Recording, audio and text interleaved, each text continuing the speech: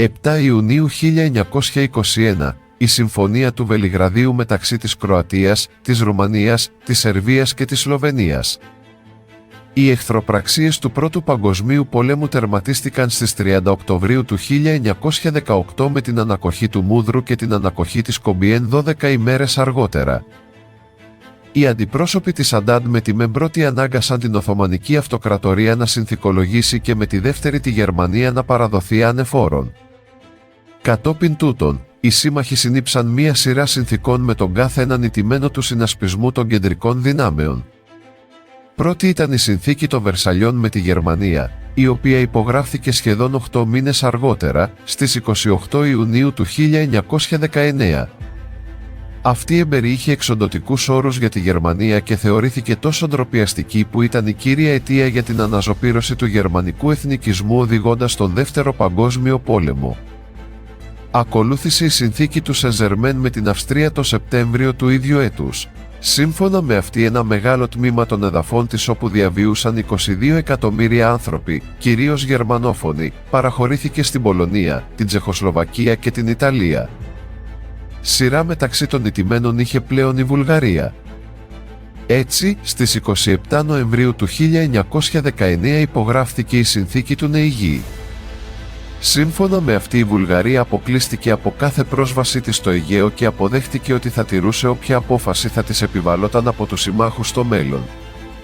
Ειδικότερα, στα δυτικά η Βουλγαρία παραχώρησε τα εδάφη από τη Στρόμνιτσα μέχρι τον Δούναβη στο βασίλειο των Σέρβων, Κροατών και Σλοβαίνων. Στα βορειοανατολικά παραχώρησε τη Δοβρουτσά στη Ρουμανία και στα νότια παραχώρησε τη Δυτική Θράκη στις δυνάμεις της Αντάντ, δεσμευόμενη να δεχθεί όποια μελλοντική απόφαση θα ρύθμιζε την τύχη αυτών των εδαφών. Επίσης, το βουλγαρικό κράτος όφιλε να προστατέψει τις μειονότητες που διαβιούσαν στην επικράτειά του και ορίστηκε το ύψος των πολεμικών αποζημιώσεων ύψους 2,25 δισεκατομμυρίων χρυσών φράγκων, δηλαδή περίπου 400 εκατομμυρίων δολαρίων, που θα κατέβαλε προς τους συμμάχους. Επιπλέον, αποφασίστηκε η αμοιβαία και η εθελουσία μετανάστευση των μειονοτικών πληθυσμών μεταξύ της Ελλάδας και της Βουλγαρίας. Τέλος, υποχρεώθηκε να μειώσει δραστικά την ισχύ των στρατιωτικών της δυνάμεων και σε αντιστάθμισμα του αποκλεισμού της από το Αιγαίο, θα δεχόταν την οικονομική υποστήριξη των συμμάχων. Από την πλευρά των συμμάχων, οι ισχυρότερες αντιδράσεις στους παραπάνω όρους προήλθαν πρωτίστως από την Ιταλία και δευτερευόντως από τις Ηνωμένες Πολιτείες. Ειδικότερα, η Ιταλία επιθυμούσε ολόκληρη η Ανατολική Θράκη να τεθεί υπό διεθνή έλεγχο και όχι μόνο η Κωνσταντινούπολη, ενώ στη Δυτική Θράκη η Βουλγαρία να κρατήσει τον έλεγχο του Δεδέαγατς, της κατοπινής Αλεξανδρούπολης. Στις διαπραγματεύσεις αυτές αξιώσεις πρόβαλε και η ηττημένη Οθωμανική Αυτοκρατορία, ζητώντας τη Δυτική Θράκη, αλλά όπως ήταν αναμενόμενο, αυτές απορρίφθηκαν από τους νικητές.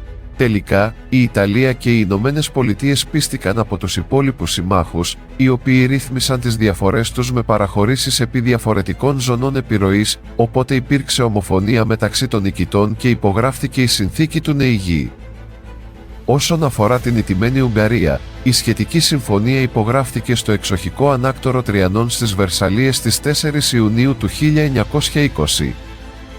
Σύμφωνα με αυτή, η Ουγγαρία παραιτήθηκε κάθε δικαιώματος της από τα εδάφη της Σλοβενίας και της Κροατίας, τα οποία προσαρτήθηκαν στο βασίλειο των Σέρβων, Κροατών και Σλοβαίνων.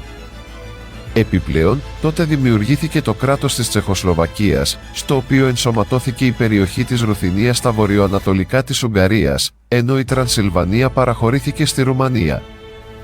Επίσης, το Βανάτο στα νοτιοανατολικά της Ουγγαρίας παραχωρήθηκε στη Ρουμανία, αν και το διεκδικούσε η Σερβία.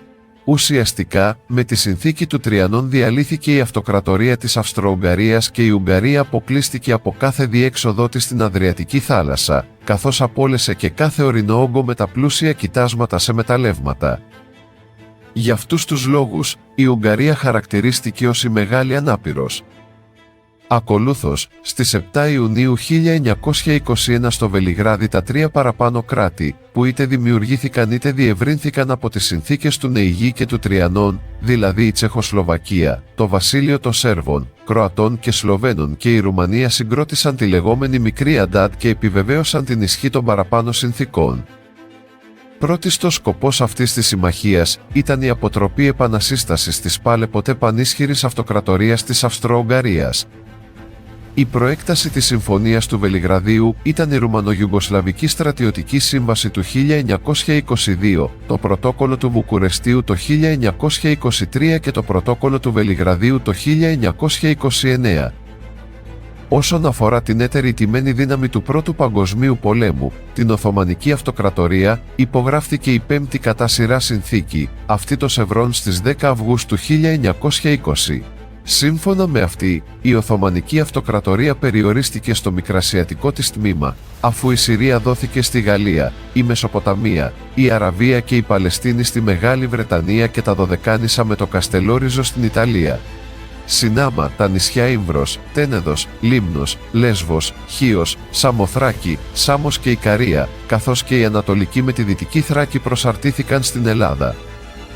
Επιπλέον, αναγνωρίστηκε η προσάρτηση της Κύπρου στη Μεγάλη Βρετανία, καθώς και η δυνατότητα άσκησης κυριαρχικών δικαιωμάτων στην περιοχή της Μύρνης από την Ελλάδα.